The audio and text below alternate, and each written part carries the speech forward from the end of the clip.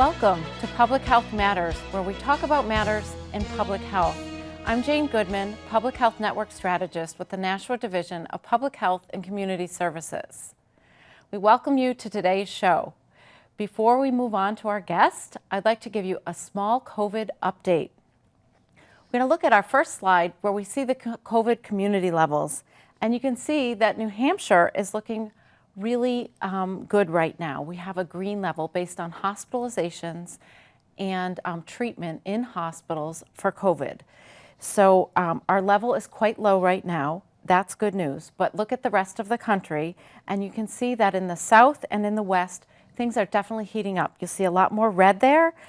And my message to you today is that COVID is still among us. It is still in the area. We still have fairly high rates of test positivity. That being said, we are having less severe illness, so that is good news for us. A little close up on the state of New Hampshire, you can see the whole state is looking low right now. So we just encourage all of you to stay up to date on your COVID vaccines. So that's my message. Get fully vaccinated, protect yourself and those that you love. Also, just a reminder, vaccines are available for the youngest among us, 6 months to 5 years old. We have, in our clinic, we are administering the Pfizer vaccine. It is a 3-dose series. So even for children who have had a COVID infection, they should get vaccinated as well. Our number is 603-589-4500. Press option 2. Moving on to a different topic. Imagine there's a different topic besides COVID. For those of you listening to the news, we have monkeypox among us now. So what do we know? In the United States, we have about almost 5,000 cases as of today, 4,907. We've had 7 reported cases in the state of New Hampshire. 2 of those are in Nashua. It is spread through close personal contact. There is no known treatment, but you can have prevention measures. So what do we know about monkeypox? How does it present? Symptoms, we have fever, headache, sore throat, a lot of things you hear with a lot of viral illnesses. In addition, swollen lymph nodes and rashes, vesicles, and pustules. So I'm just gonna pop a picture up there so that you can see. Often you have that pustule with a little dot in the middle. Just for awareness, again, this is not as contagious as COVID, so we're in a different kind of disease, but we do ask that people be alert, be aware, look out for your loved ones. The division will be holding a monkeypox forum on August 18th from 5:30 to 6:30 in the Nashville Public Library. So this would be a great opportunity to have your questions answered by one of our public health nurses. And it's very important that people have enough information. So if you or a loved one have any concerns and want to know more about monkeypox, please join us on August 18th. And that's all I have. No more diseases for now. I'm really grateful to turn this over and welcome my guest, Beaudoin. Hi, Bren. Hi, Jane. Thanks so much for coming on the show today. You're very welcome. This is my second time here, and I'm very happy to be with you again. Yeah, okay. I'm glad you're I'm glad you're happy, and I'm happy you're here too, because we do like to have a representative from environmental health come on at least twice a year, because we have so many issues going on outside, not just in our buildings. Yeah. You know, a lot of people, when they think of public health, they might not necessarily think of environmental health. But really what we know is that that was the original reason that public health was even invented, when it goes back to water safety and all of those things. So that being said, just want to say how important environmental health is overall to our division and to the work that we do in general. So tell us what you guys mainly focus on. Yes, that's a great point, Jane. So environmental health, huge field, right? Covers a lot of different science, a lot of different areas, and a lot of the science that it came up from, like you said, is older, right? This is why really public health is here, and it really started, and now it has kind of grown to encompass so many more areas. Our biggest programs that we do are food safety, the water safety of like recreational waters, so that's mostly pools, as well as septic systems. So making sure that when septic systems are put in, that the groundwater that is there is also safe, as well as any nearby streams. So we got to make sure all that stuff is really safe, from food to water safety. Our smaller programs, other things that we do is the inspections for foster homes, for childcare. We're looking for those health aspects in the house to make sure that if anybody's going in there, that child, based on age range, is really going to be safe. So that's another aspect of it. We also do the health inspections for our public and private schools, as well as the charter schools. So we partner with a lot of these state groups, such as the Department of Education, as well as DHHS, DES. So a lot of these different services throughout the estate. So those are our major programs. And then, like you said, getting into summertime, we have additional programs that we're going to be talking about later. Right. We're talking Don't give it about away. our No. bugs and rabies and all the creepy stuff that kind of freaks people out. But it's really good to learn about that and get to know what our role is and how to keep you safe during these months. So we'll start with the public pools, because I know you guys, I see you go outside with your big buckets and everything. Yes, we So have tell us lots what of you're- buckets. Yeah, so why are you doing that? And, you know, Yeah, there's a lot of pools in Nashua. We do. So NASHUA has the most licensed pools in the states. So statewide, there's about 1,400 pools which have a license. NASHUA is an area that pretty much inspects their own food service and their own pools, which is pretty rare for the state. We're only one of 3 towns and or cities that inspect our own pools. So out of those 1,400, NASHUA has 100 pools. We used to have 101, but one had dropped at off. first I'm like 1,400. You don't So have to it's inspect quite a all bit. of those. No. So just at 100 pools. In public pools, right? It's like, what does that mean? So we consider what we call public pools or common use pools. So any pool at a hotel, at a gym, at a condo, anything that is used by more than 2 homes has to have a pool license. Okay. And so we have to go to verify that pool is operated in a safe manner, because if it's not, if the sanitation levels, let's say, in the pool are too low or even too high, you can become sick. Okay. So if it's too low, there's no sanitizer in there, that can ensure pathogen growth, that can make sure that these microbes that we deal with every day can start to grow in that water. And if you're swimming around, you get a little bit of water in your mouth, you could get sick. If the chlorine, let's say, is too high, if that chemical is too high, it's there to make sure that you're safe. But anything, the right dose makes the actual poison, so we got to get it in the right range. So if it's too high, you can get chemical burns. And this is something we actually see on no, I wouldn't say a regular basis, but something we do see a few times every year is that the pool operator is not really watching the chemicals very much, and so sometimes it can spike. And so when that happens, if people are in there for an extended time, those chemical burns can happen.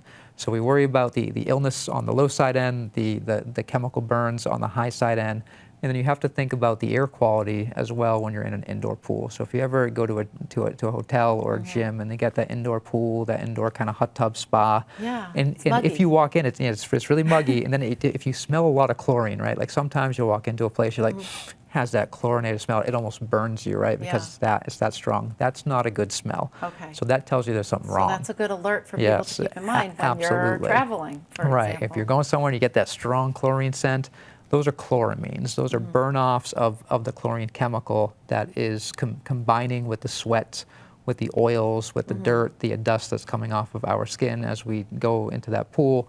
And it's off-gassing, so it's creating this other chloramine chemical in the air, which can actually damage our lungs.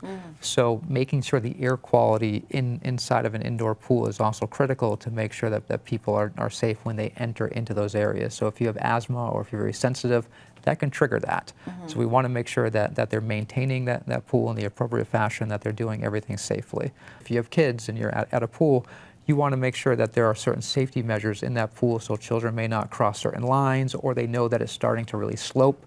And so if they can't swim very well, you want to make sure that those markings are there for their safety. So a lot of pools after the 5-foot mark have what they call a breakpoint safety line. So it's usually that rope that you see tied across the pool. And then we tell the kids not to hang on the rope. Not to hang on the rope, and yet they always do, right? Not that I know from any personal experience. Yeah, so that breakpoint line, again, is that safety line saying, hey, the pool is no longer flat, it's going to start to a slope, and it's going to start to slope fast.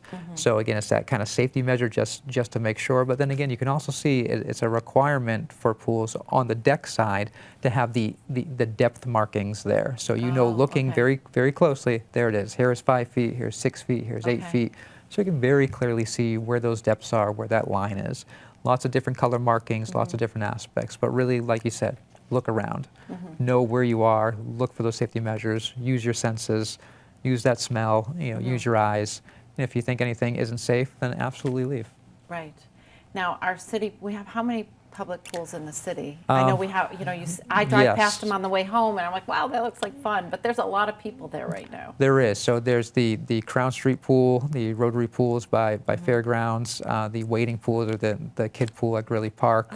There's the splash pad off by Sandy Pond, off of Lake Street area, and then the Centennial Park pool by Holman Stadium. Okay. And those are open to NASHUA residents? Those are open, correct, yep. Yeah, so if you go to the NASHUA website and you Google the NASHUA pools, it'll bring up the times that the pools are open. Also look at the days where it's really hot, right? So sometimes they will extend the operational hours on hot days to make sure people have access to those pools. Right. People need to realize, you know, take care of yourselves. Just because you're at the pool, you need to drink enough water. Correct. You know, hydrate, hydrate, hydrate. You need to wear sunscreen. Stay in the shade. If you're not in the pool, find a shady spot to sit. Like all of these things. This is the mother in me. But, you know, this is really important stuff because people can get really sick from too much sun exposure. Correct. And it can happen quickly. You know, you could be fine like in 1 minute and then the next minute you're feeling clammy or maybe you're not sweating and it's really hot out and you should be. That's a really bad sign. So that's a bad sign. And like I said, really the key thing is to hydrate. Hydrate, hydrate, hydrate. Make sure you have plenty of water. And when you're at poolside, like I said, take a break. If you're in that hot beating sun, even though you're in maybe a cooler pool, you can still get that heat stroke. So make sure to take breaks, get plenty of water. One of the other things too is because there's so many bodies, right, in that water, that chlorine that's in there to make you safe can sometimes burn off quickly. So although there's feeders in that pool to make sure that those chlorine levels stay at the right kind of balance, it's also critical for what we do prior to getting into the pool. So if we're lathered up in sunscreen and all this other stuff, when you jump into that pool, if you have all those lotions and oils on you, that can really bind up all that chlorine, just making it so it's not doing its actual job. So there's usually a shower poolside or a locker room, and it is a rule that you have to shower before going into the pool. And that's to wash off those oils, the sweat, the lotion, all that stuff that's on us. So therefore that chlorine can actually do its job and it doesn't get clumped up binding to all the other stuff that we just put in that pool system. That's a really good point. So don't cheat on the shower. Do not cheat on it. It is critical. Because a lot of people cheat on the shower. They put a little foot in there. Yeah, with a little arm dab, and then they're in. No, because, you know, you want to jump in the pool, but there's a reason, there's a method to our madness here. So you had mentioned when we talked about this that, you know, you wanted to give some pointers too for at-home pools as well for safety. Yes, correct. So this is more, well, there's a couple reasons. You know, first of all, if you have pets or young children, make sure that your pool area is fenced off, that it's locked. You know, there are drownings that do happen every year. So we want to make sure that we're being as safe as we possibly can. So making sure just for child safety and for pet safety that you're using every safety measure that is made for pools to make sure that they're there. And, you know, accidents happen, but so just keep in mind that making sure that you're following all those safety measures is really going to maximize safety for everybody. So that's kind of the first aspect to it. Now, our fences must be code, though, in the city for pools. I know they are. I live out in Hollis, and I know that I have to have a fence. So yes, so pools, you do have to have a fence. It has to be again, for the commercial codes, I'm not sure about housing codes, there's not so many big things there, but there should be a self-closing gate. It should latch. There are certain rules, again, for the licensed pools, how high the latch has, how high that latch has to actually be, gaps in the fence so hands can't fit through to unlatch. So there's lots of rules about that, how high it has to be, certain, you know, gaps, you know, on the bottom, the side gaps. So there are a lot of simple rules because, again, kids can put their hands in little areas. Those little tiny fingers. Oh, they get it everywhere, so you want to make sure they can't reach and actually squeeze in. But the other aspect of that is at the end of the season, and this is to protect our groundwater.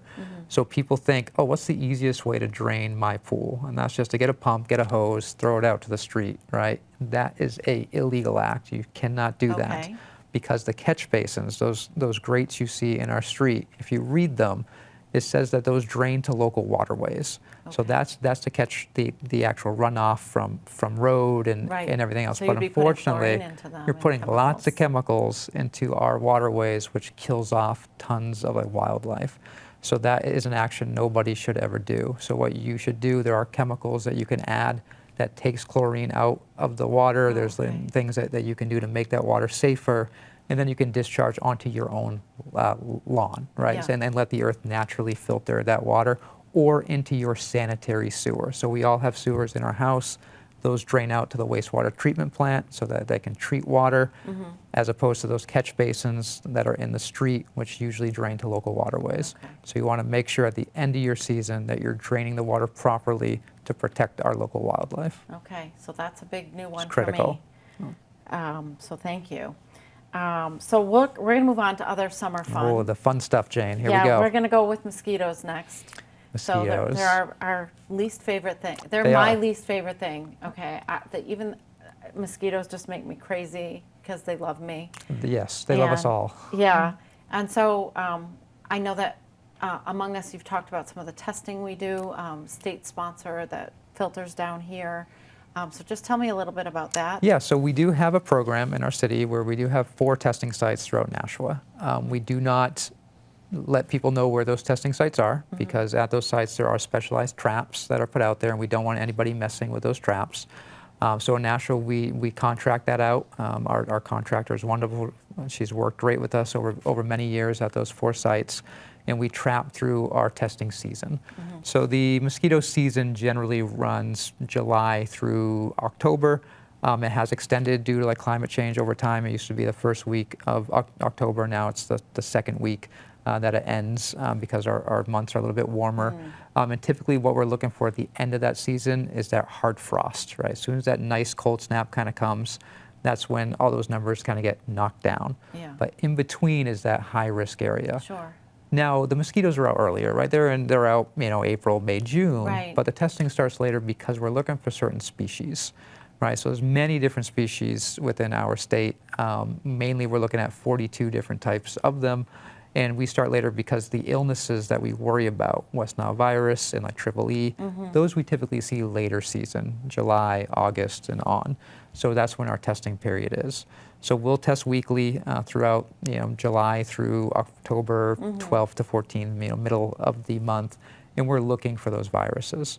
So there are thousands of batches, and I'll explain what a batch is soon, throughout the state that we test on a regular basis. So when you catch these things on these traps, you got to go through the painstaking process of speciating every single one, finding out which species that it is, grouping them up, and then we get the group of a particular species, we mash them into this mash, then we send that up to the state lab, and then they run that batch, that mashed kind of So bodies. do you have to separate and they look them? at them. Are you so doing luckily this? we do not. That I was going to takes say, I too don't much think time. I've never seen you guys doing that. Yeah, that's a lot of work a lot of Yeah. times. That's why we actually contract out for that. Okay. And that's how we kind of test for those So certain looking for, viruses. like you said, SIE, Jamestown Canyon. So is Jamestown one. Canyon is more of it is an earlier season one as well. In our state, there's only 10 towns. We just started testing for Jamestown Canyon last year in the state, and there's only 10 towns that were part of that pilot program. So they're going to continue that this year and expand that forward, because there were some there hits were in some those testing cases last towns. year. Correct. And then arbovirus, what is that? So Is that like a arboviral form of illness, dengue no. or- So arboviral, it's a general term for Okay. illnesses that you're going to get from certain vectors, like these are flying friends as well as ticks. So tick-borne illnesses are arboviral illnesses, Okay. and there's a whole slew of them that we worry about. But one of the things to keep yourself safe, period, right, is to think about, how am I going to create a safe space? So if there's standing water, the mosquitoes can use that standing water, they can lay eggs. And especially now, and all it takes is as little as 4 days in warm weather. So if you have a bird bath, change the water out every couple days. If you Okay. have buckets on your property, drill holes in the bottom of those. So if it rains, it can drain out. It's Now- very helpful. I do not want to drill a hole in the bottom of my bucket, but Well, if you have a I like bring it planter inside. Yeah, no, I or understand. has natural draining, or you have like a recycle bin, Yeah. you want to make sure that if it's raining or you're putting stuff in there, it's not going to gather water, because again, it just takes a little bit of water. And if it's stagnant, it's not moving, a couple days, you can have hundreds and hundreds of like larvae that hatch, and then you're just going to have a problem. Yeah. So making sure that things are draining, you're changing out water in hot weeks like we're seeing, wading pools for like children. People will put up pools, they'll fill it up, and then they'll just leave They'll it leave there. it there. That's a breeding ground. So make sure you flip those pools over, Okay. flip over the wheelbarrows, all this stuff that could create stagnant water. Yeah, and I read another thing too, like old tires. Like Old if you have a tires, tire, I mean, that's yes. a perfect spot for a little bit of water to tuck in there. And it just takes a little bit. just, I guess, get your trash off your lawn kind Yes. of thing, or make sure it's Correct. not Just wet. correct. Just make sure it's not wet and it's tidy, and if anything can be turned over, just flip it over. Right. And I keep thinking of that song, "There's a hole in the bucket." So I guess that's why I will not be putting a hole in my buckets. I'll bring Fair them enough. in the garage and keep them dry. Yes, a great safe place. Yes, there you go. So, and then you mentioned it briefly, but ticks and Lyme disease. So Yes. now it's been a pretty dry season. 'Cause we It has. are in drought, not full drought, but most of the state, and down here too. Like we had a little bit of rain yesterday, and I was jumping up and down, but I know it's not enough. It is not, yeah. But so, I mean, ticks, dryness, do they like the dryness? I mean, So do they not they like it? they will dry out if they're exposed over like a certain pavement or certain areas where it's really hot. They will die. But they're very active year round. Usually in the warmer months, the leaf litter on the ground is usually moist, so it has a little bit of that cooler moisture. That's there even in dry in the drier weather. So in forest or hiking or through Mines Falls and those areas, you really want to stick to the trail, because if you get off, that leaf litter is really going to have all those ticks, Okay. and they'll crawl on you. And some of them are so tiny you may not really notice them. So drier weather is absolutely better. It'll knock things down. Drought is probably the only good thing a drought is good for, Right. is bugs. Other than that, you're absolutely right. The state, pretty much statewide, we're in a drought, which is helpful for the insects, not helpful for anything else. Yeah, my grass looks horrible. Exactly. Mine is burnt, and we need more than just these quick storms, right? Right. We need steady rain over many days to really help to recharge our groundwater. Yeah, so, well, at least that's one positive thing about a drought. Like you said, the only positive thing, really. So if you have, so with Lyme, obviously protect against ticks. We talk like tuck your pants into your Yes. Tuck your socks. pants I mean, into your it's a little socks. geeky looking, It's but nerdy, if but you're it's gonna, safe. Yeah, but if you're going to go on a hike, you can just do that, Yes. and go with someone you know, so they can make fun of you while you're Correct. hiking. Yeah. But- So those long pants, the socks, the long shirts, making sure that our skin is kind of off from those bugs. Wearing our bug spray too, making sure that you have an adequate bug spray, and read the label. A lot of people just like to spray stuff on them, but really based on different type of spray, and there's many of them. Just making sure that you're reading how to use it and then how often to put it on, right? So Okay. sometimes you'll spray, someone will go walking for 10 hours and not redo it. So Right. make sure you're reading that label and you're putting it on. And I would just like to say, wash it off at the end of the day too. Yes, because absolutely. You don't want to go to bed with that stuff all over you, and then it's on your sheets, and so Yes. we just don't want to have other effects or other side effects from that. I just did throw up a picture of a bullseye on the screen. We can't see that, but just to let people know that's a very distinct looking rash. It literally looks like a target. Yes. You don't always get that with Correct. Lyme disease. So, if you have fever, headache, fatigue, skin rash, that bullseye, of course, please, please, please get tested, talk to your doctor, because long-term effects of Lyme disease are really detrimental to your health and just really debilitating. So, Yeah, so watch out for those signs. And again, if you see anything that's stuck on you for a few days and it's swollen, go talk to your primary care doctor. yeah. And the ticks can be really, really tiny. Yes. Not so much when they're on my dog, or, those tend to be more noticeable, and, he's scratching away, so we can find them. He's also not a black dog, so that's helpful. Yes. But even on people, they tend to be very, very tiny, the head of a pin, people say, even smaller. So, and if you are in an area with a lot of deer, which I happen to be in, you really want to pay attention, because they do, the Lyme ticks are deer ticks. And Correct. And the deer ticks are going to be smaller than your dog ticks, so really watching out for them. And in their larval stage, you're right, they're like the size of a pinhead. They're really tiny. And we do worry about that younger stage. So the larval stage we don't worry about, but the nymph stage, which is that second stage, incredibly tiny. They can then transmit Lyme as well as the other illnesses that the ticks carry, and there's many of them. They Yes. carry viruses, and parasites, and the bacteria, so they carry everything. And they can transmit more than one thing in the same bite. So we really got to be worried about it. yeah, so I'm staying inside. No, we don't want people to stay inside. We just want people to be outside To be smartly. safe, correct. So last, and we're going to have to do this pretty quick because I see our timer is running low, but rabies. So, we did have an incident We did. in the area. So it's out there, it happens, but just to remind people, when there's wildlife on the roads, to enjoy it from a distance. Correct. Don't approach the fox, the coyote, the raccoon. I can't believe I'm saying this. Bears, moose, deer, you don't need to get close. No, so Bunnies. right. So it's very critical that we always want to help something, right? A lot of us, if we see an animal that's wounded or that's looks like it needs help, we want to help it out, which is a great feeling to have. But oftentimes that wildlife could be sick, and rabies is something you do not want to mess with because it is almost always fatal. And if you catch it too late, then it truly is too late, and you will most likely die from it. So we want to make sure that, if something happens, call Fish and Game. If it's wildlife, call someone that knows how to handle it. Do not touch it because rabies is here. It's always been here. It's always going to be here. Right. So we want to make sure that we interact. We do not interact with wildlife. We're making sure if we do see something that is wounded, we do see something that needs help, that we're going to call the right people and making sure that it's taken care of in the right way. Yeah, and we have that number. It's 603-271-3361, and that's New Hampshire Fish and Game. Correct. And so we really want people to make those phone calls. Don't go wrap up the animal, and just don't mess with it. Because if you're seeing like a raccoon somewhere in broad daylight, that's already a first sign, because those are Absolutely. nocturnal animals. So Yes. we don't want to go near them. It's a red flag, absolutely. Yeah, so just think about those things. Well, thank you so much, Ren. This has been, You're very welcome. we could go on a little bit longer. For but- hours, Jane, hours.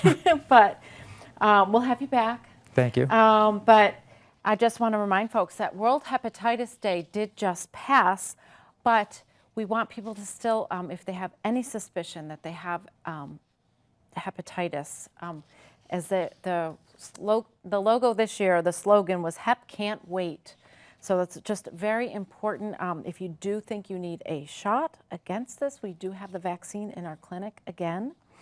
I also want to remind people that on Sundays we have a NASHUA's Farmers Market. Good nutrition leads to good health. We're all about that at the Public Health Department, 10 a.m. to 2 p.m. at the City Hall Plaza. So great place to support our local farmers and to get some really delicious fresh foods to put on your lunch and dinner table and your breakfast table. And just, I know it sounds like I'm beating a dead horse, but COVID is still spreading in New Hampshire, so it's not too late to vaccinate. Start or complete your vaccine series today. Please call us if you're having trouble finding a shot. And the mobile clinic is still moving right along.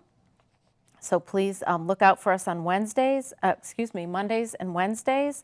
Wednesdays at the public library. And we still have STD, HIV, HCV testing at Layton House the second and fourth Friday of the month. So please look for our van. And our clinic schedule is available online Tuesdays and Fridays. Thursdays for our sexual wellness clinic. And lead testing is available Tuesdays and Fridays at our clinic. Again, 603-589-4500. Press option 2. Ren, thank you for being here. Thank you. And thank you all for joining us. Stay well and healthy.